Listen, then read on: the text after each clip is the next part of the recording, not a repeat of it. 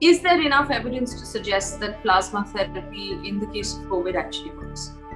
No, there have actually been multiple studies that show that plasma does not help in general. So are you actually saying that people who have COVID don't really need Remdesivir? It has some very marginal benefit. When you're very critically ill, Remdesivir does not help at all. And going into the hospital just to get Remdesivir, which doesn't really help you very much, is stressing the system immensely. I said the worst crisis in the history of India, and you said the worst crisis in the world. If India doesn't do something right away to reduce the spread of infection, this is going to spread around the world. Millions of people are at risk of dying from this infection.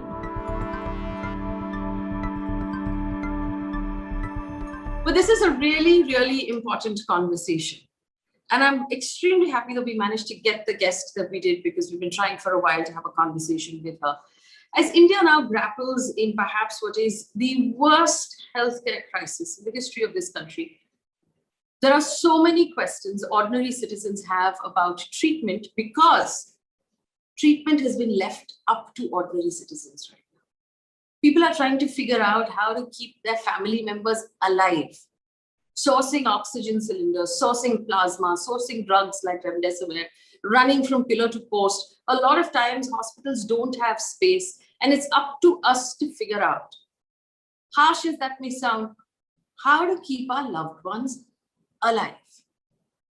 At a time like this, it's really important to listen to the scientists who can tell us how to make this happen in the face of this horrible, horrible tragedy.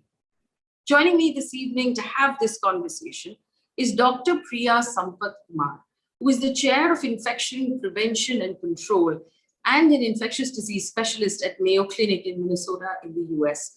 And she's been very kind to give us time and have this conversation, because she also believes right now that nothing is more important than just the information. Dr. Sampathkumar, thank you so much for joining us. Before we started, I said the worst crisis in the history of India, and you said the worst crisis in the world. I understand that you spend your nights actually conversing with people in India about treatment. And what have you heard so far? What is your reaction to what's happening in India at this point? So what is happening in India is simply heartbreaking. And truly, this impacts not just India, but the entire world. If India doesn't do something right away to reduce the spread of infection, this is going to spread around the world. Millions of people are at risk of dying from this infection. And there are so many things that we can do now to help prevent the spread. And that's what I want to talk to you about. I've been getting phone calls from people who are not able to find hospital beds, who are not able to find oxygen, who are trying to find expensive medications. And I want to help address some of these questions and give advice to a large number of people versus doing it one at a time. Well, my first question to you, and it's straight up on the nose, is that we know there are a couple of things happening with Remdesivir. People are running pillar to post to find this medication. Doctors are asking for it as a life-saving drug for a patient who's been admitted in hospital. There's marketed Remdesivir right now. There are forged or forgeries of fake medicines that have been made as well. I want to understand from you, is there scientific evidence that Remdesivir works? At what point should it be used to save a life? So let me just step back a minute, actually, and talk about preventing a spread. So one of the reasons why this crisis is so bad is exactly those reasons that you talked about. People going into the hospital because they think Remdesivir is life-saving, and really it is not. And I'll talk about that in a little bit more detail. But what I want to first of all say that treatment in hospitals depends on the care that doctors and nurses can give in addition to medications. When hospitals get overwhelmed by people looking for treatments in hospitals that they don't really need, the system is even more stressed, and doctors and nurses and other healthcare professionals can't do their job. So one message I want to give is that almost everybody with COVID will get better. More than 90% of people who get COVID will get better without any treatment, just staying home, resting. So So that is what I want viewers to take to heart. And then if they have certain things that are not going well, that's when they need care.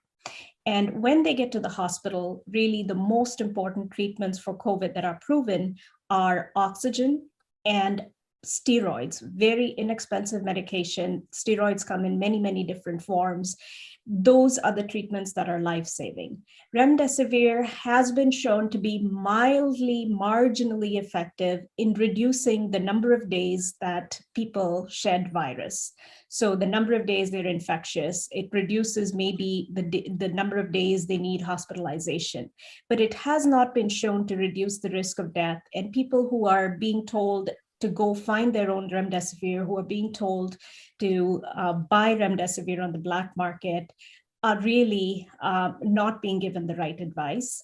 And going into the hospital just to get remdesivir, which doesn't really help you very much, is stressing the system immensely. So are you actually saying that people who have COVID don't really need remdesivir? That's exactly what I'm saying. It has some very marginal benefit. In the USA, we thought it was a wonder drug during the early part of the pandemic, but we were using it in the context of a study. And we found that it didn't really do much. It does reduce the number of days that you need to be in the hospital.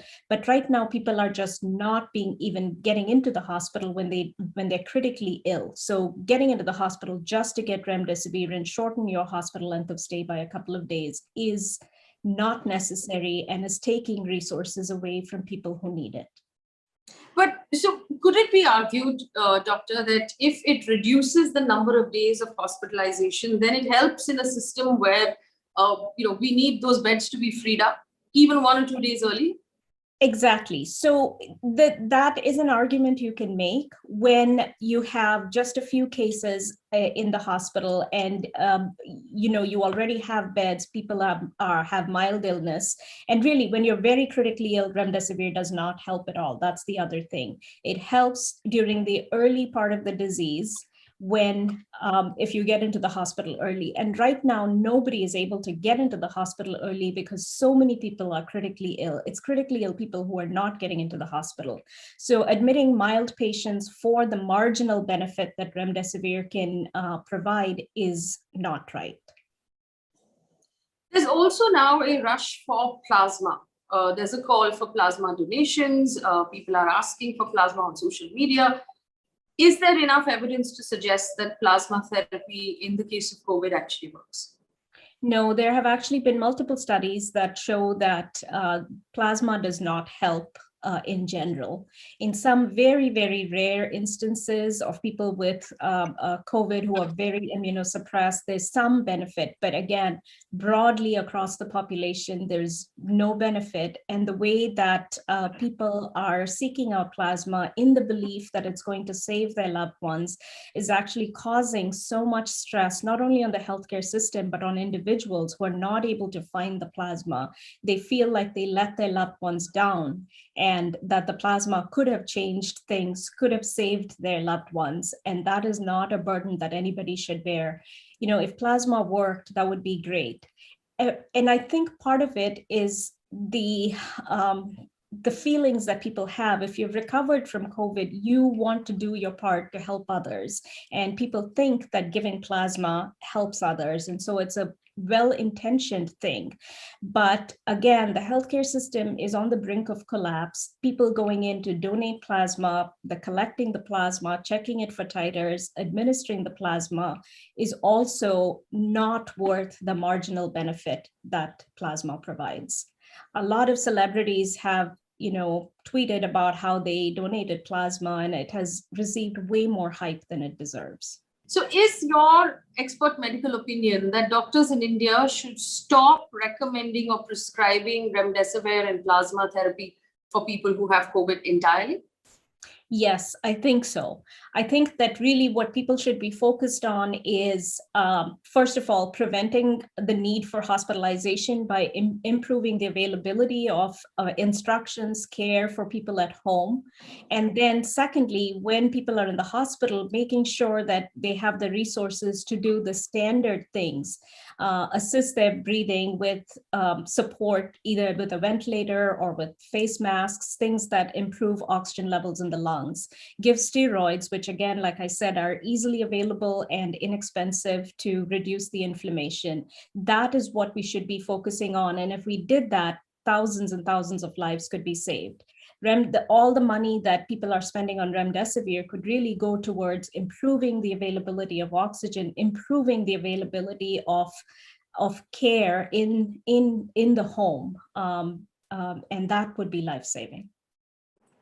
Dr. In your first answer, you said that if it is possible for most of the people who test positive for COVID to be cared for at home and to only go to hospital when there are certain things that change. Could you tell us what those, two questions actually. One, how should they ideally be cared for at home? Is it paracetamol? What should be taken at home? And secondly, what are these certain parameters that we should be watching out for?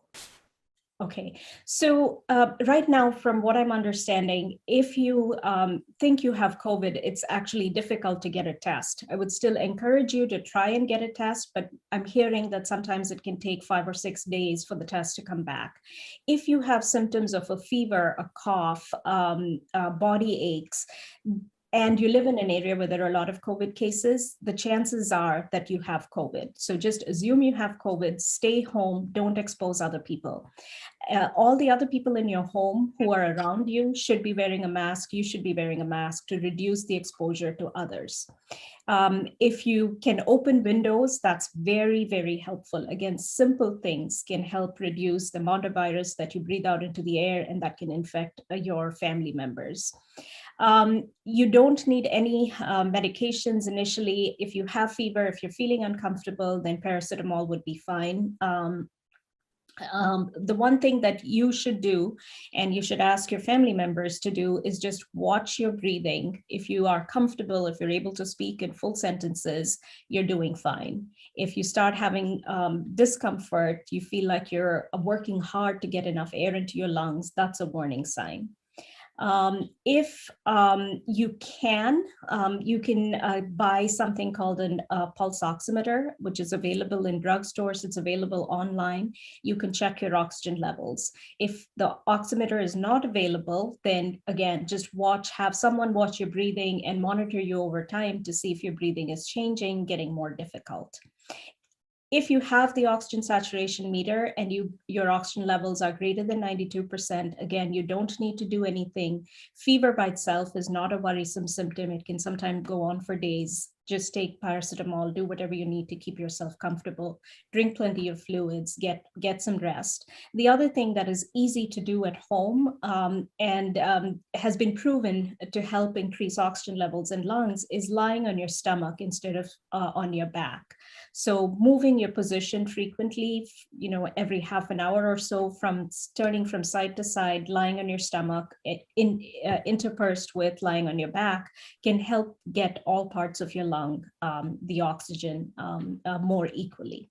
So again, these are the things you can do, and with that, almost everyone will recover. Now, a small proportion of people will go on to have more problems. So the things to watch out for, again, are oxygen saturations that are less than 92%, or just if your breathing gets faster, if your breathing gets more labored, and people around you should be able to watch you and tell you that. The other thing that can happen is you can become somewhat confused because you're not getting enough oxygen. Those are all warning signs that you do need more help. And so at this point in time, if it's possible to find a hospital bed, you should really be in the hospital. If you're not able to find a hospital bed, you should at least try to get in touch with a doctor. And the treatments that you need, which can be given at home, would be oxygen supplementation. So oxygen through a cylinder, through a concentrator. If somebody can arrange for that to be brought to your home, that's the most important treatment. The other thing, as I said, is steroids. Steroids are medications that reduce inflammation in your lungs. And if your oxygen levels are going down, they can help reverse that trend. And I don't want to talk about doses, but there are a lot of doses, and a group that I'm working with has actually created infographics that you can share that outline the doses and all of these steps that I've talked about. The only thing that you need to think about if you're not able to get a hospital bed is the steroids will increase your blood sugar levels, and diabetes is very, very common in India. So if you already have high blood sugar levels, you should just stay in touch with a doctor so that they can help you with checking blood sugar levels. When in the hospital, and when someone has been admitted, when their SpO2 or the blood oxygen level is dropped below 92%, what is the ideal treatment inside of a hospital? So inside of the hospital, it's exactly the same. It's continuing oxygen, continuing steroids. Those are the most important things. And then what we call proning, turning the patients on their stomach, turning them on their side. The reason to be in the hospital, the next steps in the hospital really would be that if despite these things you progress, then the doctors there will be able to monitor you carefully and give you additional support. And that additional support would be CPAP, BiPAP, which is oxygen that's pushed into your lungs through a mask. And in some cases, intubation and being put on a ventilator. If you are in the hospital with and continue to progress despite these measures, there are a couple of medications that can be tried. But again, medications are not the magic bullet for COVID. It's good standard care, good nursing care, making sure that you're not developing any other complications. I have received some questions from people who say a couple of things, that they've had false negatives on their RT-PCR tests. Chest CT scans or X-rays have shown shards or lung functions have actually come down, even though in some cases the blood oxygen level has stayed high. Now, for example, in Delhi, the Delhi government has made a rule saying that if your blood oxygen level is above 90, then you don't need to be admitted. But are these special cases to be considered as well? So very, very good question. So the RT-PCRs are not perfect. You can get false negatives depending on how the test was collected, how it was transported to the lab. So you can definitely get false negatives. If you have, again, these symptoms, fever, and body aches, and you've been around someone who's had COVID, even if your test is negative, you should just assume you have COVID. Now, should you get a chest CT to confirm that? The chest CT doesn't change anything. If your oxygen levels are normal, the chest CT findings don't make any difference to what would happen, what kind of care you would receive. So getting a chest X-ray, getting blood tests, getting a chest CT is unnecessary at that point. Someone who has a negative PCR and a chest CT that shows signs of COVID probably has COVID, but again, they don't need anything different. They just need to stay home, keep away from others, and reduce the chances of spreading to others. No treatment is based on CT scan findings alone. Doctor, the question of children now testing positive, we're seeing a lot of this happen again in many cities. They're having to put together COVID pediatric wards, which we didn't have to do last year. What is the ideal treatment for children? So I'm not a pediatrician, so I'm not the expert on this, but I can say that in the US experience, we saw similar things. When you have a very, very high number of cases, everybody gets infected, including children. The difference between adults and children is that children seem to recover relatively quickly without as many issues as adults. There are very, very rare complications in children that, are unlikely to happen in the vast majority. But for the most part, everything that I said about watching for how well they're breathing and giving oxygen if they need it is all that children need. And the prognosis in children is actually much, much better than in adults. So effectively, in a system right now where obviously our healthcare, your infrastructure is beyond overstressed, you are saying that short of invasive ventilation, most of these cases can in fact be treated at home and should be treated at home. Yes, exactly. We are referring to, though, a lot of the experience coming out of the US, and you've been at the forefront of treatment over the last 1 year in the US. But is it possible that in India we have mutations of the virus that are now causing it to manifest differently or behave differently among the Indian population? So definitely, I know that the virus has mutated. The strains that are circulating in India have changed in that they are much more infectious.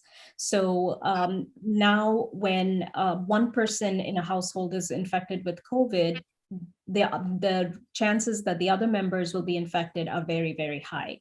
So that's one reason why the cases are rising so rapidly, because the virus is that much more infectious now. In terms of whether it is causing more severe disease, it's so hard to get data out right now, again, because cases are so overwhelming. It's hard to know what the mortality is from COVID because we don't know what the number of people with COVID is, what the denominator is, and how many people are dying from COVID, because so many people are dying before they even get to the hospital are not being counted. So to answer those questions about, is this more deadly, is this more causing different kinds of syndromes, will need some time. But what hasn't changed about the virus, let me address that. What has not changed is the basic ways to prevent it have not changed. Wearing a mask, not getting together in large numbers means you cannot transmit the virus to others. The fewer cases there are, the better it will be for the healthcare system. They'll be able to take care of the patients with COVID better. Those things have not changed at all. Vaccination. So we're still trying to figure out whether maybe whether or not the vaccines are less effective against these new strains. Again, it will take weeks for that data to become available. Right now, what we have is vaccines as one of the tools. So anybody who can access vaccine, who's eligible to be vaccinated, should get vaccinated. The vaccine doesn't prevent infection 100%. It reduces the risk of infection. What it's very good at doing is reducing the risk that you will die of the infection or that you will be so sick that you will need to be in the hospital. So again, everybody who can, please go get vaccinated. So looking at the situation right now on the healthcare infrastructure in India, where you did say, and I'm going back to what you said once a person is admitted when they need to be in hospital, it's really the care and the attention that the nurses and doctors can give to each patient. Now, we know for sure that India is well beyond that point because stories are emerging out of places like Delhi and some other parts of the country say people are actually dying in chairs. They're dying in the parking lot. They're dying in the ambulances because there just isn't enough room. There aren't beds. There isn't enough attention to give them.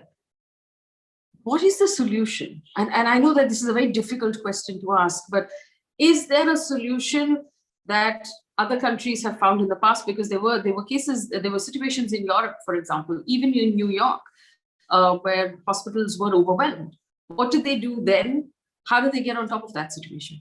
So the most important thing is triage. So people are dying in parking lots, people are dying outside hospitals because the hospitals are so stressed that they're not able to sort out between who needs to be admitted, who doesn't need to be admitted. So for every patient who needs the bed, there are 200 people who maybe don't need the bed. So that's why I'm trying to get the word out is the majority of people can actually stay at home, not stress the system any further.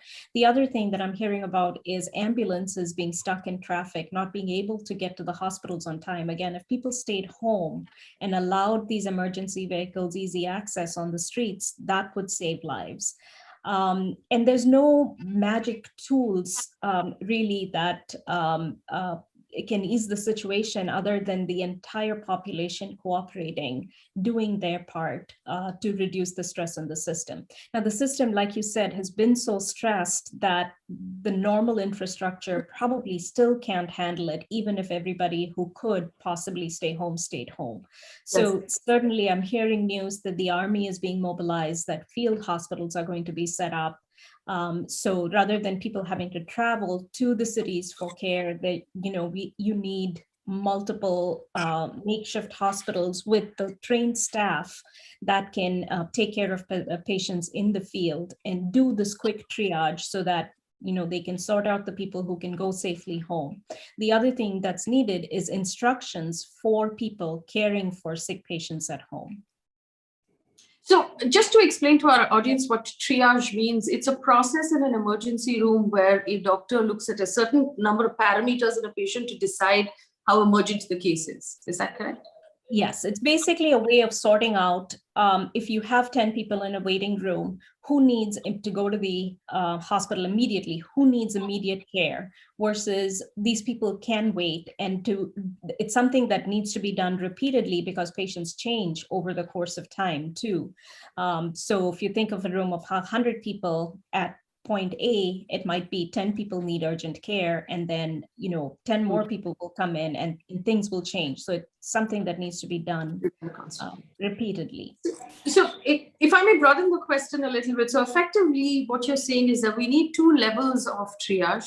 First, for all positive cases, like in the city of Mumbai, for example, positive cases are being asked to call onto a hotline where they're asked a certain number of questions, and then they're sorted into 4 categories of cases: those that can stay home, those who stay home with certain levels of care, those who have to be in hospital, and those who have to be in intensive care. And that's how they're shuffled. And you're saying people who walk into the emergency room or arrive in the emergency room of hospitals need to also be triaged to understand what the various stages of their cases are, and whether and how they should be treated. Is that correct? Exactly. And what they're doing on the phone is also triage, doing exactly, the sorting out of patients.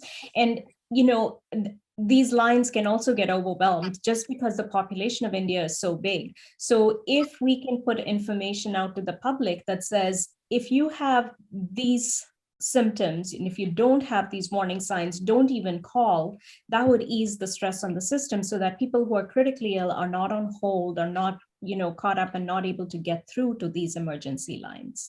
And it's fundamentally down to 2 things you said: the blood oxygen level falling below 92% and labored breathing. Exactly. And it's either or.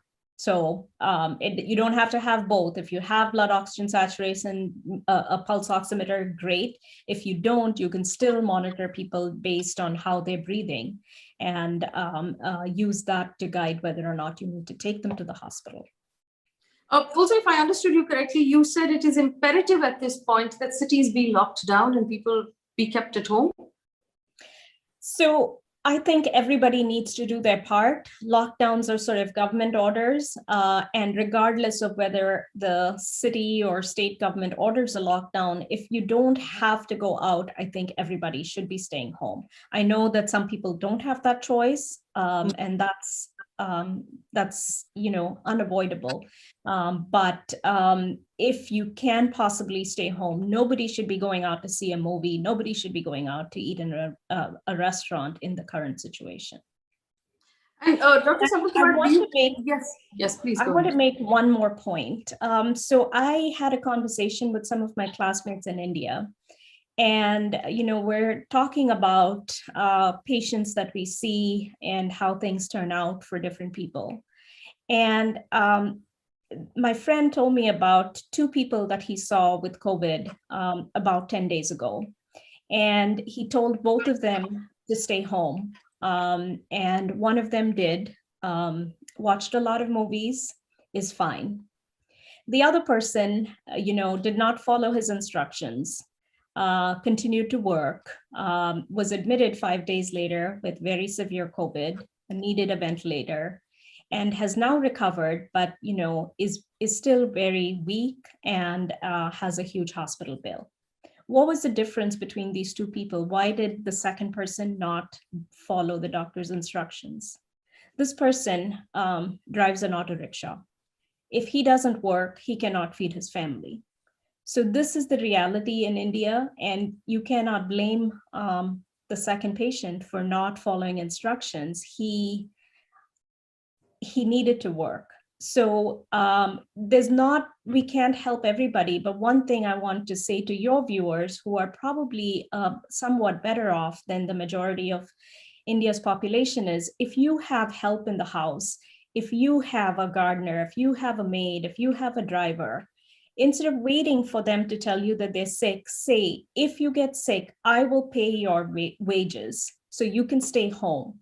Because people aren't going to tell you they're sick because they're going to be afraid that they will lose their wages. So please, please, please, this is something that every one of you can do. You need to tell them upfront, if you're sick, stay home. That protects them, that protects you, that protects everybody around them. My last question to you is this, based on your studies and what you're preparing for in the US, is there going to be a third wave or a fourth wave? Is India going to be hit by more waves of COVID? So it depends, really. I think the single tool we have to prevent further waves is getting people vaccinated.